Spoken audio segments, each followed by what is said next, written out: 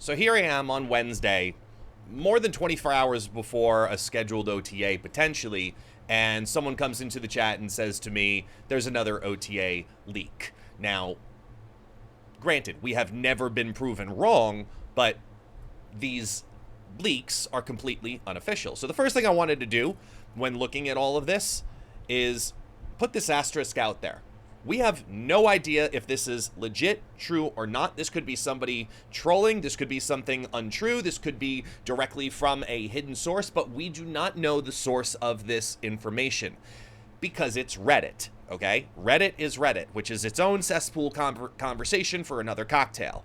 However, we also are leaning on the fact that we have never been proven wrong, that when a leak comes out like this, that it normally coincides with the leak. Now, what we see here is exactly that. No information, just somebody's recap, and it looks like they've used their phone to type it up. So because of that, let's talk about it and try to assess what is going on in this conversation.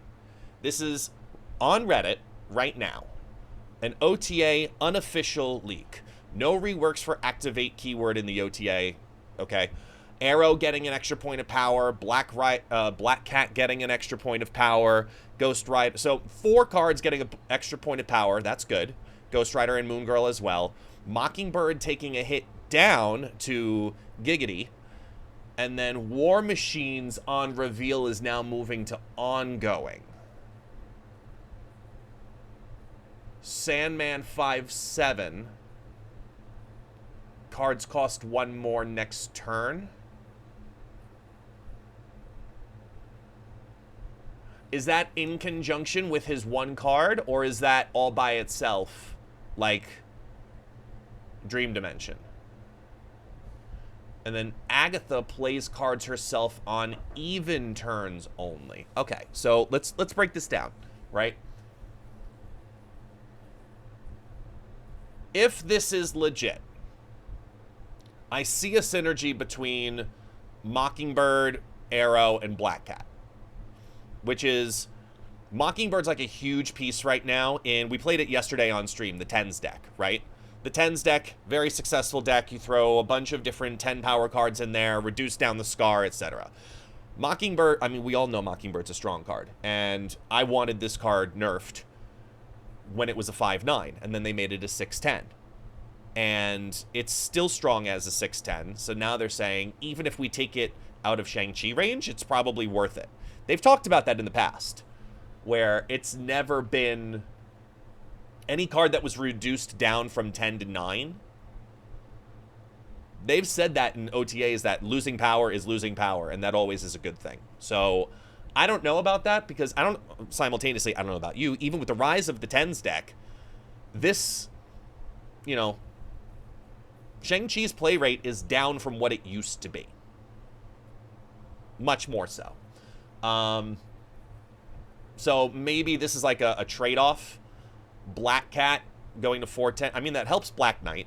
Arrow going to 5/10. She's going to get really good in a couple of weeks when Scream comes out. I just want old Arrow back. Let me know in the comments below if you want old Arrow, like OG Arrow moves all the cards played to that lane. Like, that's like, I would love to have that card back. Back in the game that way. Ghost Rider at 4/4, Moon Girl at 4/5. I mean, honestly, good. Ghost Rider always feels bad to play just because it's so low.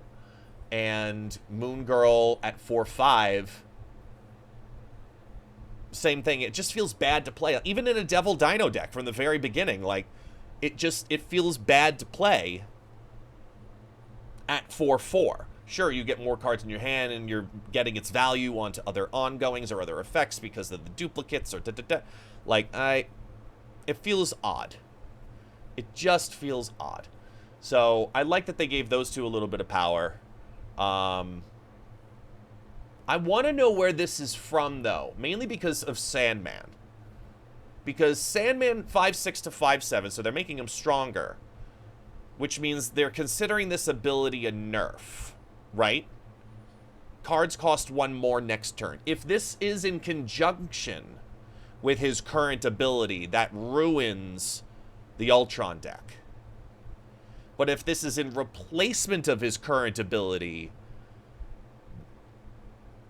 which based off the card buff makes more sense, because why would they buff its power if it wasn't a weaker ability? I think this is replacing its current ability. Because if they put that together simultaneously, that would just be like the most fucked up card, excuse my French, in the game. So this has got to be replacing it. Cards cost one more. So that's Dream Dimension, right? That's... God damn it! I can't... You're going to get this in your head now, and you're never going to get it out. Cards cost one more next turn. That's Dream Dimension. That's Sandman, right? Bum bum bum bum bum bum bum bum bum bum bum bum bum. Mr. Sandman, bring me a dream dimension.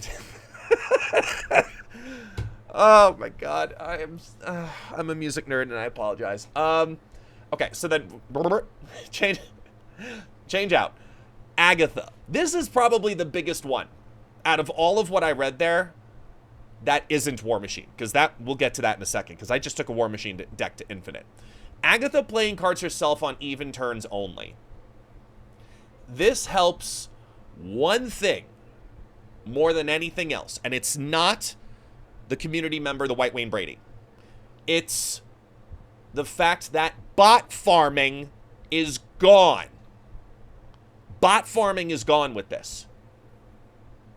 This is huge. If this goes live like this, with even turns only, turn 1 dies out, turn 3 dies out, turn 5 dies out. The Agatha builds that bot farmers do just to farm XP, you lose 3 whole turns and Agatha plays herself on turn 6. So that whole justification is gone.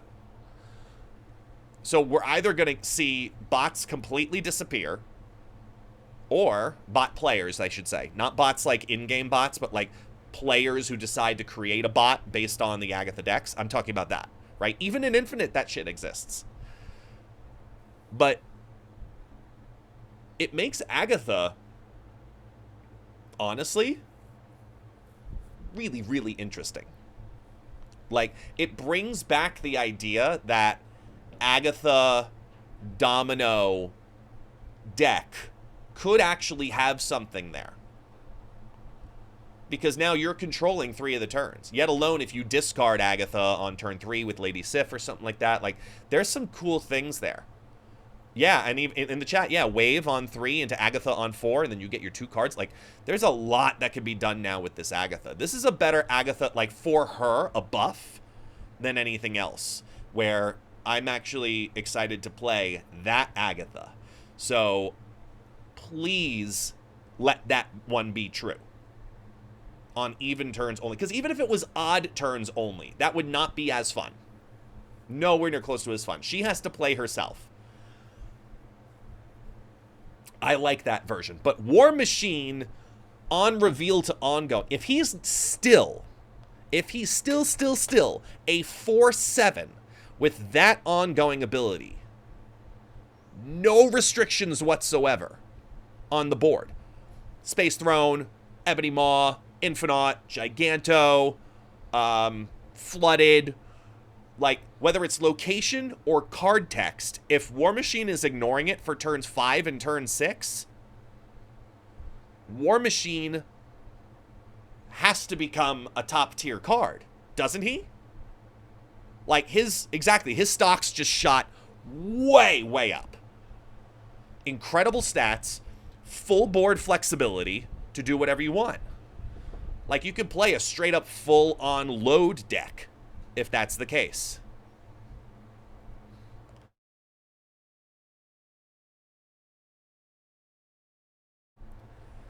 I really hope that this goes live. I hope that this goes live. Because if this does go live, as is, the meta's going to completely change. Literally. Because of War Machine. And pretty much nothing else.